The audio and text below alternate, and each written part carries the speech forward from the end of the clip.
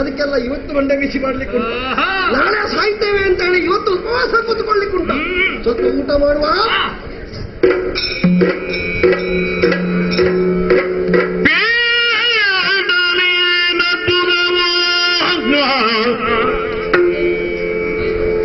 ಮೇಲದೆ ಕುಲಕವಯ ಕಡಜುದಿ ಇಳಗಿನಿತೋ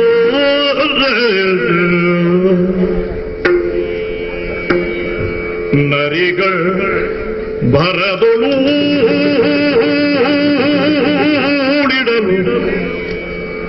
ನರಿಗಳು ಭರದೊಳು ಓಡಿಡಲು ನಭವ ಕತ್ತಲು ಕವಿದು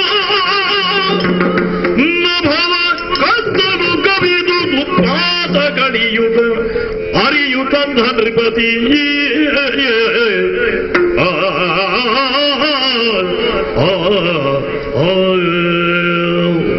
ಆಶ್ಚರ್ಯ, ಪರಮಾಶ್ಚರ್ಯ. ದೂತರಾಡುತ್ತಿರುವ ಮಾತುಗಳನ್ನು ಕೇಳಿಸ್ತಾ ಇರುವಾಗ ರೋಮಾಂಚನವಾಗುತ್ತಾ ಇದೆ. ಹೌದಪ್ಪ, ಭೂಮಿ ಬಾಯಿ ಬಿಟ್ಟಿತಂತೆ, ದೇಗುಲದ ಕಲಶಗಳು ಕಳಚಿ ಬೀಳುತ್ತಾ ಇವೆ ಅಂತೆ, ರಕ್ತದ ಮಳೆ ಸುರಿಯುತ್ತಾ ಇದೆ ಅಂತೆ, ಉಲ್ಕಾಪಾತಗಳು ಆಗುತ್ತಾ ಇದೆ ಅಂತೆ, ಆಕಾಶವೇ ಕತ್ತಲಾಗಿದೆ. ಅದೇನು ಕೇಳಿಸ್ತಾ ಇರುವುದು ಈ ಹಗಲು ಹೊತ್ತಲ್ಲಿ? ನರಿಗಳ ಗುಳ್ಳೆ ನರಿಗಳ ಕೂಗಾಟ, ಉರುಳಾಟ. ಹಾಗಿದ್ರೆ ಏನಿದ್ರೆ ಅರ್ಥ ಏನು? ಅರ್ಥವಾಯ್ತು, ಅರ್ಥವಾಯ್ತು. ನಮ್ಮ ಚಂದ್ರವಂಶ ಸರ್ವನಾಶ ಆಗಿ ಹೋಗ್ತದೆ ಎಂಬುದಾಗಿ ಮುನ್ಸೂಚನೆಯಲ್ಲದೆ ಮತ್ತೇನು ಅಲ್ಲ.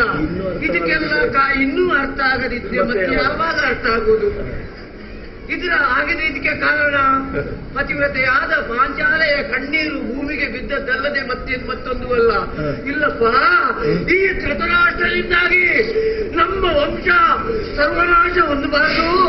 ಅವಳು ಸಮಾಧಾನ ಹೊಂದಿದ್ರೆ ಮಾತ್ರ ನಮ್ಮ ವಂಶ ಉಳಿದೀತು. ಮಗಳೇ, ತಾಯೇ ದ್ರೌಪದಿ ಎಲ್ಲಿದ್ದ? ಬಾಮ ಬಾಮ ಮಗಳೇ, ತಾಯೇ ದುಃಖಿಸಬೇಡ, ಕಳರು ಭದ್ರದುಡಿಲುದು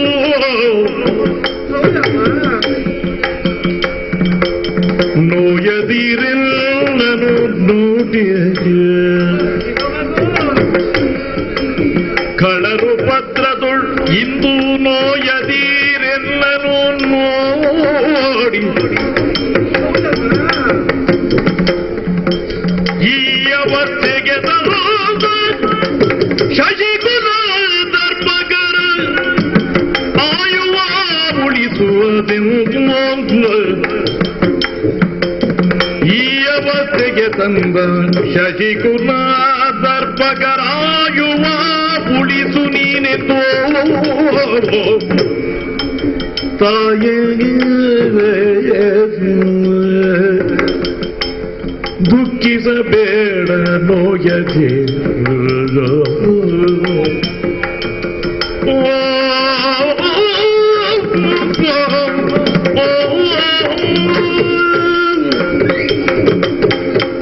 ಮಗಳೇ ದ್ರೌಪದಿ, ಅಮ್ಮ ತಾಯೇ, ಹತ್ರ ಬಾ.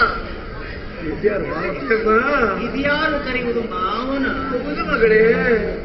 ಓ, ನಿಮಗೆ ಕಿವಿ ಕೇಳಿಸ್ತದೆ ಅಲ್ವೇ? ಹಾಗೆ ಕೇಳಿಸ್ತಾ ಉಂಟು ಮಗಳೇ. ನಾನೇರಿಸಿಕೊಂಡೆ ಕಣ್ಣಂತೂ ಕಾಣುವುದಿಲ್ಲ, ಕೊನೆಗೆ ಕಿವಿಯೂ ಕೇಳಿಸದೆ ಹೋಗಿದೆಯೋ ಏನು? ದೇವರು 2 ಕಿವಿಗಳನ್ನು ಉಳಿಸಿ ಇಷ್ಟೆಲ್ಲ ಮಾಡಿಸಿಬಿಟ್ಟ. ಕೇಳಬೇಕಲ್ಲ, ಏನು ಮಾಡುದು? ನನ್ನ ಪ್ರಾರಬ್ಧ.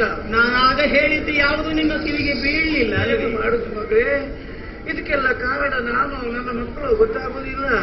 ಆದ್ರೆ ನಿನ್ನ ಕಣ್ಣೀರು ಭೂಮಿಗೆ ಬಿದ್ದದ್ದಂತೂ ಸ್ಪಷ್ಟ. ಈ ಮುಂದೆ ನಮ್ಮ ವಂಶ ಸರ್ವನಾಶ ಆಗುವುದಕ್ಕೆ ಆಸ್ಪದ ಮಾಡಿಕೊಡ್ಬೇಡ ಮಗಳೇ. ಈಗ ಮಗು ನನ್ನ ಮುಖ ನೋಡಿ ಆದ್ರೂ ಮರ್ತಿ ಬಿಡಮ್ಮ, ನೋಯದಿರು. ಈಗ ಕಣ್ಣೀರು ಭೂಮಿಗೆ ಬೀಳಬಾರದು, ಬೀಳುವ ಹಾಗೆ ಆಸ್ಪದ ಮಾಡಿ ಕೊಟ್ಟವರು ಯಾರು? ನಾನೇ. ಏನು ಮಾಡ್ಲಿಕ್ಕೆ ಸಾಧ್ಯ ಮಗಳೇ? ಪುತ್ರ ವ್ಯಾಮೋಹಕ್ಕೆ ಬಲಿ ಬಿದ್ದೆ. ಎಲ್ಲವರಿದ್ರು, ಇವಾಗ ಯಾರಿಲ್ಲ, ನಾನೇ ಮಾತ್ರ. ಹೌದು ಮಗ.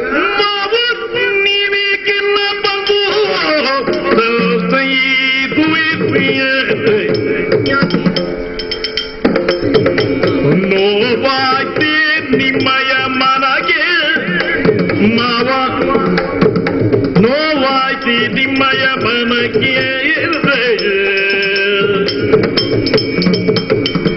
ಕೇವಲ ಪಾಪಿ ಎನ್ನಯ ಸೀರೆ ಸೆಳೆವಾಗ ಕಾವಡೆ ಮನವಿಲ್ಲದಾಗಿ ಕೇವಲ ಪಾಪಿ ಎನ್ನಯ ಸೀರೆ ಸೆಳೆವಾಗ ಕಾವಡೆ ಮನವಿಲ್ಲದ ಮಾವ.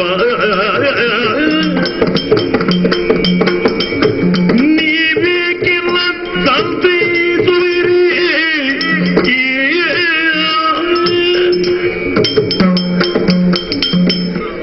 ಮಗಳೇ, ನನ್ನನ್ನು ಈ ಹೊತ್ತಿನಲ್ಲಿ ಸಂತೈಸುತ್ತಾ ಇದ್ದೀರಿ. ನಾನು ಅಳಬಾರದೆ, ಬೇಡ ತಾಯಿ, ಕಣ್ಣೀರು ಹಾಕಬಾರದೆ, ನೋಯದಿರು.